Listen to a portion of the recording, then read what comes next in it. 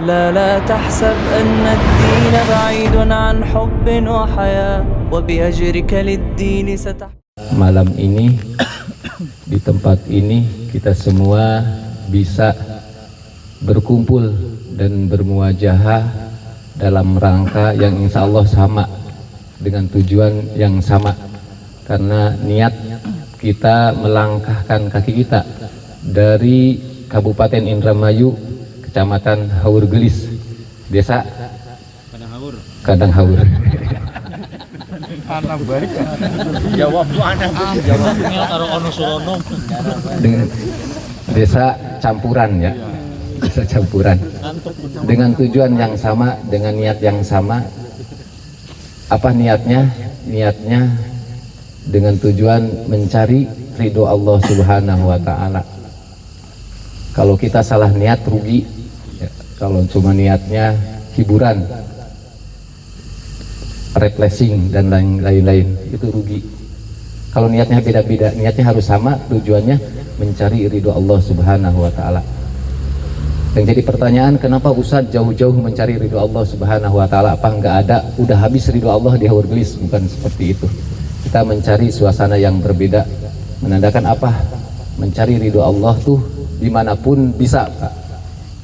Ya sahabat semuanya, bisa di kebun, bisa di pasar, bisa di jalan, bisa di kantor, bisa di masjid, bisa di tempat ini ya. Mencari ridho Allah Subhanahu wa Ta'ala. Nah, walaupun kita mencari ridho Allah dimanapun bisa, termasuk ketika kita, terutama ketika melaksanakan ibadah yang diperintahkan oleh Allah dan Rasulnya, itu salah satu mencari ridho Allah Subhanahu wa Ta'ala, sahabat semuanya. Nah, pada kesempatan ini, walaupun dalam rangka mencari ridho Allah Subhanahu wa Ta'ala, saya akan menyampaikan salah satu temanya saya akan mengajak bertobat kepada Allah Subhanahu wa Ta'ala. Kenapa Ustaz mengajak bertobat? Kan ini lagi bertobat, melakukan kebaikan, melakukan mabit. Dengan cara apa mabit itu? Membina iman. Kenapa harus bertobat? Karena gini nih, Nabi yang diciptakan pertama oleh Allah, Nabi siapa? Nabi Adam alaihissalam. Nabi Adam alaihissalam, yang mana dosa Nabi Adam itu berapa dosanya? Satu. Apa dosanya? Melanggar larangan yang dilarang oleh Allah Subhanahu wa Ta'ala. Apa pelanggarannya? Melarang memakan buah huldi yang ada dulu, yang katanya yang ada di surga, Pak. Siapa yang memakannya? Nabi Adam? Bukan, istrinya. Istrinya yang memakan, tapi yang mengizinkan Nabi Adam alaihissalam diizinkan. Nah, ini ditegur oleh Allah Subhanahu wa Ta'ala, dilarang oleh Allah Subhanahu wa Ta'ala. Yang akhirnya apa? Nabi Adam gara-gara memakan larangan Allah Subhanahu wa Ta'ala, mengizinkan istrinya memakan buah huldi, Nabi Adam diturunkan sama Allah ke muka bumi ini. Diturunkan. Nah, ketika diturunkan Nabi Adam ke muka bumi, apa Nabi Adam? Apa yang dilakukan oleh Nabi Adam? Nabi Adam bertobat dari masyrik sampai maghrib. Ini dijelaskan oleh Allah di dalam Al-Quran, di dalam surat Al-A'raf ayat yang ke-23. Apa pertobatan Nabi Adam alaihissalam waktu itu? Perkataan Nabi Adam memohon ampunan kepada Allah Subhanahu wa Ta'ala. Kalimatnya apa? Ada yang tahu? Rabbana dolamna anfusana wa illam tagfir lana wa tarhamna lanakunana minal khasirin. Ini dari masyrik sampai maghrib beserta istrinya memohon ampunan kepada Allah Subhanahu wa Ta'ala. Memohon ampunan kepada Allah Subhanahu wa Ta'ala atas apa? Dosanya hanya dosa satu. Dosa satu, tidak banyak loh. Kalau kita dosanya berapa? Enggak terhitung ya. Kadang kita dosanya berapa? Dosa kita, melakukan dosa kita itu tiap hari, tiap detik, tiap jam, tiap waktu melakukan dosa. Kenapa tidak mau bertobat kepada Allah Subhanahu wa Ta'ala? Ternyata sahabat semuanya, ternyata bukan pertobatan ini bukan dilakukan oleh Nabi Adam alaihissalam, termasuk Nabi Nuh alaihissalam. Ini sama bertobat kepada Allah Subhanahu wa Ta'ala. Dosanya apa? Coba. Dosanya karena sedikit menyesal bahwa anaknya ketika diajak taat kepada Allah Subhanahu wa taala tidak mau. Kan Nabi Nuh itu memohon kepada Allah supaya anaknya mengikuti ajaran Allah dan Rasulnya. Diajak untuk bertauhid kepada Allah Subhanahu wa taala, menyesal, Pak. Penyesalan seperti itu. Ternyata ini penyesalan yang salah. Karena yang memberikan hidayah itu hanyalah Allah, bukan beliau, bukan dia, bukan Nabi Nuh alaihissalam. Nah, ketika merasa itu bersalah, penyesalan itu bersalah, maka Nabi Nuh alaihissalam bertobat kepada Allah. Dalam satu riwayat selama 300 tahun tobatnya Nabi Nuh alaihissalam, sampai mata Nabi Nuh alaihissalam itu bengkak, Pak. Bengkak, sahabat semuanya. Bengkak. Ini bertobat kepada Allah. Dosanya apa? Dosanya menurut kita sepele, ya. Sepele seperti itu. Bertobat kepada Allah Subhanahu wa taala. Ternyata lagi, bukan dilakukan oleh Nabi Nuh alaihissalam, sama Nabi Yunus alaihissalam, beliau bertobat kepada Allah Subhanahu wa taala. Apa dosa Nabi Yunus alaihissalam? Dia melakukan kemaksiatan? Tidak. Dia melakukan dosa? Tidak melakukan dosa. Dia hanya putus asa ketika menghadapi umatnya, ketika menghadapi kaumnya untuk diajak bertobat kepada Allah Subhanahu wa taala. Untuk apa? Untuk bertauhid kepada Allah Subhanahu wa taala, untuk beribadah kepada Allah Subhanahu wa taala. Beliau merasa putus asa, yang akhirnya kaumnya yang membandal. Mungkin kalau di sini seperti siapa? Ami Cunong bandel. Akhirnya asapnya kabur keluar gitu. Misalnya seperti itu. Enggak saya keras. Nyesel, akhirnya keluar dari sahabat atau bahkan bandel bandel gitu. Nah, ini Nabi Yunus alaihissalam bertobat kepada Allah dengan kalimat apa coba? Ini dijelaskan di dalam Al-Quran, di dalam surat Al-Anbiya ayat yang ke-87. Bagaimana tobatnya, perkataan tobatnya Nabi Yunus alaihissalam memohon ampunan kepada Allah Subhanahu wa taala dengan kalimat apa? La ilaha illa anta subhanaka inni kuntu minaz zalimin. Itu Nabi Yunus alaihissalam. Ternyata para nabi, coba, nabi yang dosanya sedikit, nabi yang dosanya tidak banyak, tidak lebih daripada satu, beliau bertobat kepada Allah Subhanahu wa taala. Kenapa kita tidak mau bertobat kepada Allah Subhanahu wa taala, yang sementara dosa kita itu melakukan dosa itu tiap hari, Pak. Sore dan pagi, siang makan dosa, sore makan dosa, malam makan dosa. Masa tidak mau bertobat kepada Allah? Sungguh malu, ya. Ternyata sahabat semuanya, ternyata pertobatan ini dilakukan bukan saja sama nabi-nabi yang pernah melakukan dosa, nabi yang dimaksum oleh Allah Subhanahu wa taala, nabi yang dijamin masuk surga oleh Allah Subhanahu wa taala. Siapa? Nabi Muhammad sallallahu alaihi wasallam. Beliau bertobat kepada Allah Subhanahu wa taala. Nabi Muhammad menyontohkan bertobat memohon ampunan kepada Allah Subhanahu wa taala dalam satu hadis, yaitu diantaranya hadis riwayat Imam Muslim, bahwa Nabi Muhammad sallallahu alaihi wasallam memohon ampunan kepada Allah Subhanahu wa taala dengan beristighfar kepada Allah Subhanahu wa taala, yaitu tidak kurang dari mi'atu marrah, yaitu 100 kali. Nabi dalam satu riwayat yang lain paling sedikit yaitu 70 kali. 70 kali, sahabat. Ini Nabi, bayangkan, Nabi. Kenapa kita tidak mau beristighfar? Kenapa kita tidak mau bertobat kepada Allah Subhanahu wa taala? Sahabat semuanya, sampai-sampai Allah memerintahkan kepada kita, kepada orang, khususnya kepada orang-orang yang beriman, bahwa tobat itu adalah wajib. Tubu ilallah jami'an ayuhal mu'minun. Bertobatlah kalian ilallah kepada Allah jami'an seluruhnya, ayyuhal mu'minun, wahai orang-orang yang beriman.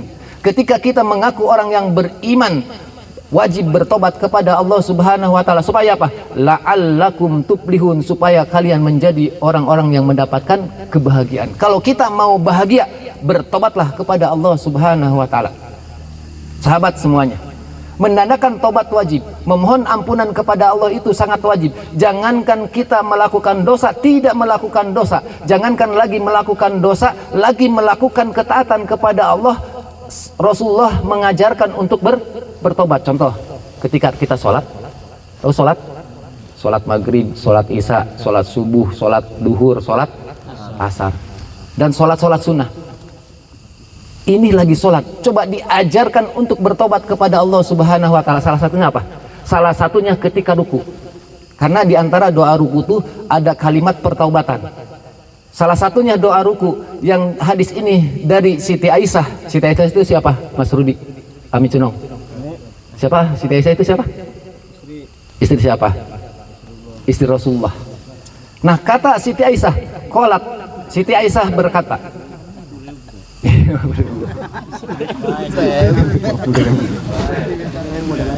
nanti minta sama bendahara. Kata Siti Aisyah, yaqulu Rasulullah berkata, bersabda atau mengucapkan kalimat fi ruku'ihi wa sujudihi, ketika ruku dan sujud mengucapkan apa? Allahumma, gimana kalimatnya? Subhanaka Allahumma wa bihamdika Allahumma firli. Kalimat seperti itu. Ini hadis riwayat Imam Muslim. Rasulullah mengajarkan. Ini ingat sahabat semuanya. Ini padahal lagi sholat, coba. Lagi ruku meminta ampunan kepada Allah. Kalimat di akhir doa ruku atau doa sujud gimana? Kalimat Allahumma firli. Apa artinya? Ya Allah, ampunilah aku. Padahal ini lagi ruku, bayangkan. Ini lagi ruku loh. Bukan lagi maksiat. Bukan sedang melakukan maksiat, ini lagi ruku, diperintahkan untuk bertobat, dianjurkan untuk bertobat. Allahumma gfirli, ya Allah ampunilah aku. Ketika duduk, coba duduk di antara dua sujud. Ini ada doanya, Allahumma gfirli warhamni wahdini wa'afini warjukni. Ini ketika duduk. Ini hadis diriwayatkan oleh hadis dari Ibnu Abbas, disahihkan oleh Imam Hakim. Ini diajarkan Allahumma gfirli warhamni. Allahumma gfirli, ya Allah ighfir, ampunilah aku. Coba. Ini lagi duduk lagi apa? Duduk di antara dua sujud, lagi sholat, coba. Diajarkan untuk, dianjurkan untuk bertobat kepada Allah Subhanahu wa Ta'ala. Coba, ini ajaran Islam. Padahal ini coba, lagi melakukan amal soleh, suruh meminta ampunan kepada Allah Subhanahu wa Ta'ala. Makanya kalau kita tidak mau bertobat di hari ini akan menyesal. Demi Allah akan menyesal nanti di hadapan Allah Subhanahu wa Ta'ala. Siapapun itu, mau asatid, mau sahabat semuanya, mau orang seperti apapun, mau orang Amerika, siapapun orangnya, mau orang Indonesia, mau orang Arab, kalau tidak mau bertobat atas dosa-dosanya yang pernah dilakukan ketika di dunia, maka nanti di hadapan Allah mereka akan menyesal. Orang-orang yang berdosa akan menyesal ketika menghadap Allah Subhanahu wa Ta'ala, membawa dosanya dan dosanya tidak ditaubati, tidak diampuni oleh Allah Subhanahu wa Ta'ala, akan menyesal.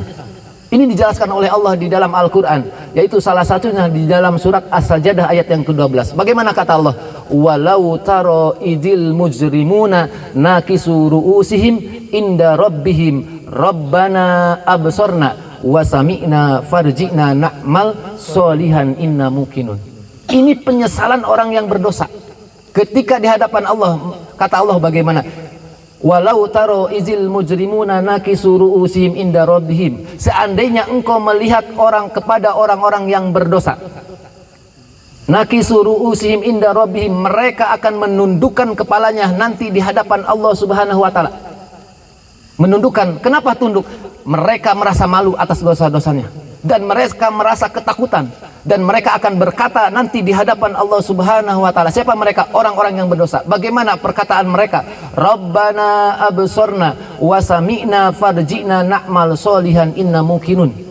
Ya Tuhanku, Rabbana absorna, aku sekarang melihat ya Allah, wasami'na, dan ya Allah sekarang aku mendengar. Terus apa keinginan mereka? Keinginan mereka, farji'na na'mal solihan inna mukinun. Ya Allah, kembalikan aku ke dunia. Untuk apa? Inna mukinun, untuk melakukan ketaatan kepadamu. Ini ingin taat, Pak. Ingin taat sahabat semuanya. Makanya sebelum kita menghadap Allah Subhanahu wa Ta'ala, menghadap Allah Subhanahu wa Ta'ala, lakukanlah ketaatan. Ketika kita tidak bisa taat, selalu salah dan salah, selalu melakukan dosa, sering meninggalkan sholat. Kalau seandainya sahabat pernah meninggalkan sholat, cepat bertobat kepada Allah Subhanahu wa Ta'ala. Nanti habis dari sini nih, bertobatlah kepada Allah. Bertobatlah kepada Allah. Jangan sekali-kali lagi melakukan dosa. Niat bertobat kepada Allah supaya apa? Nanti kita menghadap Allah Subhanahu wa taala tidak ada penyesalan. Bertobatlah kepada Allah dengan kalimat apa? Ingat, bertobat itu tidak cukup dengan kalimat istighfar. Kita mengucapkan istighfar, astagfirullahaladzim, ini belum dipastikan dia bertobat. Karena ini hanya kalimat, hanya memohon ampunan. Maka kata Rasulullah, aku beristighfar dan bertobat. Bertobat itu seperti apa? Bertobat itu seperti apa? Bertobat itu kepada Allah. Maka para ulama membagi syarat-syarat tobat. Apa syarat tobat? Syarat tobat itu ada 3. Ketika dosa kita itu berhubungan langsung dengan Allah Subhanahu wa taala. Ketika kita pernah meninggalkan sholat. Yang pertama syaratnya ayyakli'a anil maksiati. Putuskan, berhenti dari melakukan maksiat. Berhenti dari melakukan maksiat. Yang kedua, ayyazama ala filiha, merasa menyesal. Ala filiha, atas perbuatan dosa yang pernah kita lakukan. Seandainya kita pernah melakukan dosa, merasa menyesal nih. Kalau tobat kita mau diterima oleh Allah Subhanahu wa taala, kalau mau dosa kita diampuni oleh Allah Subhanahu wa taala, kita merasa menyesal dalam hati, merasa menyesal bahwa kita pernah melakukan dosa. Menyesal, bersedih. Yang ketiga syaratnya, ketika kita mau bertobat kepada Allah dan tobat kita diterima oleh Allah Subhanahu wa taala dan dosa kita mau diampuni oleh Allah Subhanahu wa taala, ayyazima ala filiha. Apa artinya? Ayyazima itu bertekad tidak akan melakukan dosa lagi. Bertekad, berazam, tidak akan pernah meninggalkan sholat lagi. Bertekad tidak akan pernah meninggalkan sholat duhur lagi, tidak akan pernah meninggalkan sholat asar lagi, tidak pernah meninggalkan sholat maghrib lagi, tidak akan pernah meninggalkan sholat isya lagi, tidak akan pernah meninggalkan sholat subuh lagi. Ketika kita melakukan kemaksiatan, berhenti, merasa menyesal, dan bertekad tidak akan melakukan kemaksiatan tersebut lagi. Ingat, sahabat semuanya, mudah-mudahan kita semua termasuk orang-orang yang dimudahkan oleh Allah Subhanahu wa taala bertobat kepada Allah Subhanahu wa taala, sehingga kita semua bersama-sama nanti menghadap Allah Subhanahu wa taala dalam keadaan bersih dari dosa-dosa yang pernah kita lakukan. Kita jangan menghitung dosa kita, karena kalau kita hitung tidak akan terhitung. Kita pikirkan bagaimana cara dari mulai detik ini, dari mulai hari ini kita belajar bertobat kepada Allah Subhanahu wa taala.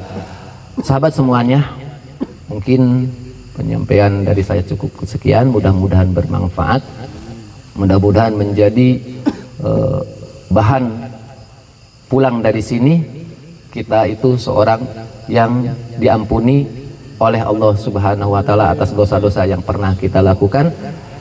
Sebelum ditutup, saya memohon maaf yang sebesar-besarnya bila mana ada penyampaian yang salah, itu kebodohan saya sendiri, tapi bila mana ada penyampaian yang benar itu datang dari Allah dan Rasulnya.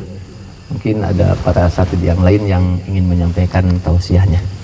Dari saya cukup kesekian, diakhiri saja, wabillahi taufiq hidayah. Wassalamualaikum warahmatullahi wabarakatuh.